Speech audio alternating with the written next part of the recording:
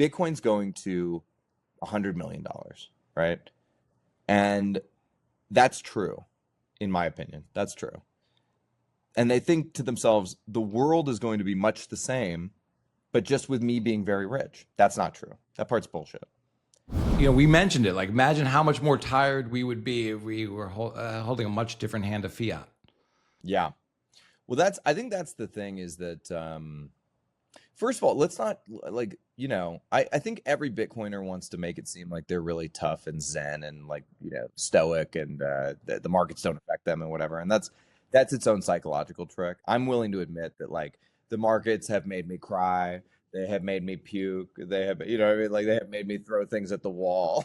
Like maybe I'm just more emotionally volatile than the average person. But I think the thing is when you're all in on something that's this volatile, I mean, how many investors in the history of the world, this is the thing that like I think people don't quite yet understand, and it's something that we quite don't understand yet either as Bitcoiners, which is how many investors as a group in the history of the world have had to deal with this much volatility and turmoil.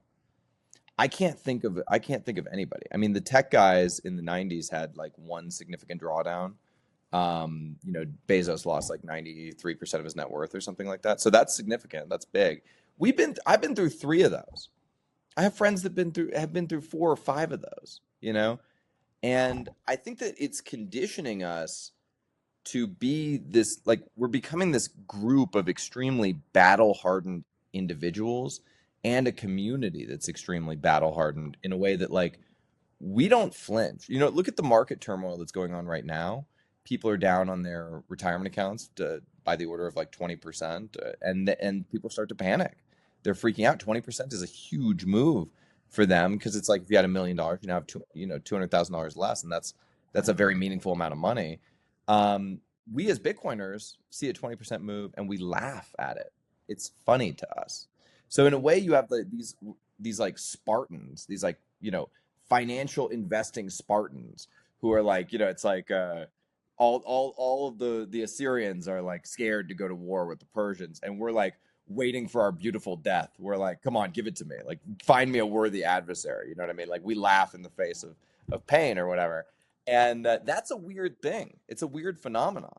And what I start to think to myself is like, where does it go from here?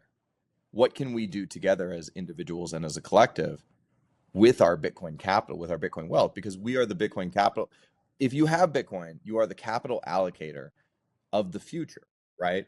And so what types of technologies, what types of social and cultural phenomenons, what types of politics, what types of things can you invest in that are going to be hard to bring into the world and are going to require a lot of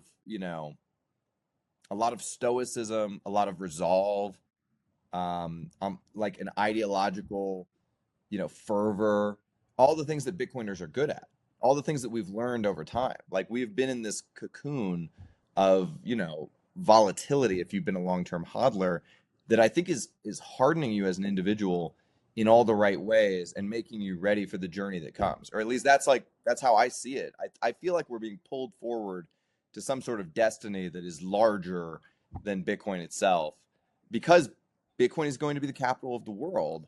And if you have a bunch of hardened psychopaths who have the control of the capital of the world, and we all sort of share like a similar value set, belief system. We have a lot of buy-in with each other. We have trusted relationships with each other built up over the years.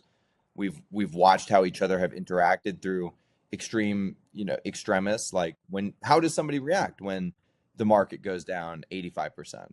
That tells you a lot about their character. And certainly, like, we've lost friends along the way. Rest in peace, Bitcoin Tina. Who can't deal with the emotional volatility of all. And I totally understand that because it's so fucking hard. It's so hard. But this is a war of attrition. And who are the psychopaths that are left over? What do they believe? What do they want to see happen in the world? Where are they going to allocate their capital? And another thing, too, is I'm addicted. Let me just be straight up blunt about it. I'm addicted to the dopamine. I fucking love the dopamine. I'm not going back to make fucking 7% a year. I don't even give a shit. Like, dude, I have enough money right now where like that would provide me a great lifestyle. 7% on whatever I have is like I could be buying all the stupid shit and going to all this fucking Ibiza and whatever stupid shit rich people do. I don't give a fuck about that. I don't care about that at all. I love the dopamine. That's what I'm here for. I'm here for the volatility. I love the volatility. Give me the next hit of volatility. I want more of it. I love having the resolve. I love putting myself into the fucking chaos. I want to go from the frying pan to the fire. Like, let's, you know what I mean? Like, what can we do as a group, as a collective, as individuals that is going to, you know, get humanity to like Kardashev type 2, that is going to fix some of the social problems we have, that is going to fix some of the political systems and the economic problems we have? What can we do to affect like ecology? What can we do to affect culture? What can we do to, I mean, there's so many things for Bitcoiners to possibly get interested and invest in. And I think we're going to all be able to, you know, in a like volleyball sense, like bump, set, spike the ball to each other, which is like, I got this thing, you got this thing. We all know each other. We're all capital allocators. I did this talk at BitBlock Boom a couple of years ago, which is like called the Bitcoin Mafia. And it's based on the PayPal Mafia. And that's who I think we're becoming. I think we're becoming this like mafia, air quotes, of capital allocators who are, you know, able to bring each other ideas, sort of have this group buy-in, go the distance, create the next generation of hodlers, because Bitcoiners have strong family values as well. And Bitcoin is this intergenerational project by default. And so it's like, we are just the, I don't want to say like disciples of Bitcoin, but like we are. I mean, like it's like we have been given this immense responsibility, and it's important how we think and feel and act, and we're being conditioned along the way in order to get there. You know, so if you go the distance with Bitcoin, you are going to be like, okay, here's the thing. It's like everybody makes this mistake when they think about Bitcoin, and they think Bitcoin's going to $100 million, right? And that's true, in my opinion. That's true. And they think to themselves, the world is going to be much the same, but just with me being very rich. That's not true. That part's bullshit. The world at $100 million of Bitcoin is so vastly different from the world you're encountering today that it would make your fucking head spin. Okay.